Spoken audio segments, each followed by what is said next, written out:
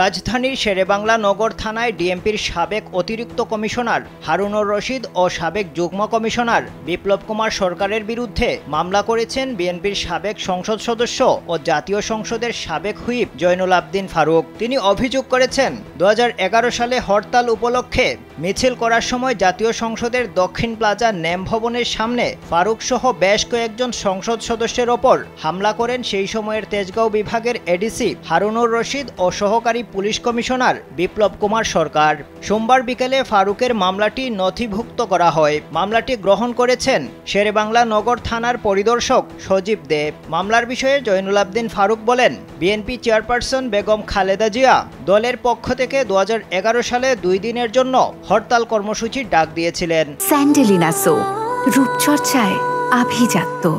হরতাল চলাকালীন জয়নুল আবদিন ফারুক সহযোদ্ধাদের সঙ্গে জাতীয় সংসদ ভবনের সামনে থেকে মিছিল নিয়ে ফার্মগেটের দিকে যাচ্ছিলেন। তখন পুলিশ কর্মকর্তা হারুনুর রশিদ, বিপ্লব কুমার সহ তাদের অধীনস্থ সকল কর্মকর্তা মিলে মিছিলে বাধা দেন। কথা কাটাকাটির এক পর্যায়ে হারুন ও বিপ্লব তাদের ফোর্স নিয়ে হামলা করেন। এ সময় জয়নুল আবদিন ফারুকের মাথা ফেটে যায়। নির্যাতনের এক পর্যায়ে তিনি জ্ঞান হারিয়ে ফেলেন। লাঠির আঘাতে তার লিগামেন্ট ছিঁড়ে যায় এবং বাম পাশের কিডনি ক্ষতিগ্রস্ত হয়ে অচল হয়ে যায়। এই ঘটনায় বিএনপির সংসদ সদস্য আশরাফ উদ্দিন নিজাম নির্দেশপ্রাপ্ত হয়ে শেরেবাংলা নগর থানায় মামলা করতে গিয়েছিলেন, কিন্তু তখনকার পুলিশ কর্মকর্তা তাকে ভেতরে ঢুকতে দেননি। পরবর্তীতে কোর্টে মামলা করলে তা তদন্ত হয়ে 3 দিনের মধ্যে বাতিল করে দেওয়া হয়। এরপর পুলিশ বাদী হয়ে জয়নুল আবদিন ফারুকের বিরুদ্ধে একটি মামলা দেয়। সেই মামলায় আজ পর্যন্ত হাজিরা দিচ্ছেন বিএনপির এই নেতা।